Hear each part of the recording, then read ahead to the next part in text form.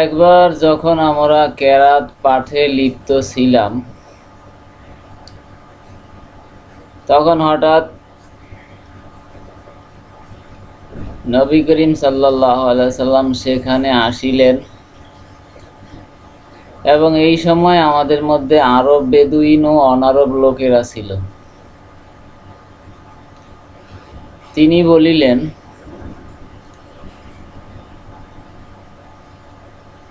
তোমরা পাঠ করো, সকলেই উত্তম, কেননা অদূর ভবিষ্যতে এমন সম্প্রদায় আবির্ভূত হইবে যাহারা কোরআনকে তীরের মতো ঠিক করিবে, অর্থাৎ তাজবিদ নিয়া অত্যন্ত বাড়াবাড়ি করিবে।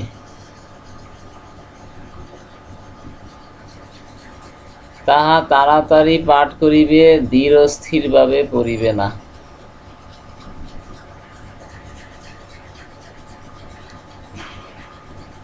আল হাদিস আবু দাউদ শরীফ, হাদিস নাম্বার 830।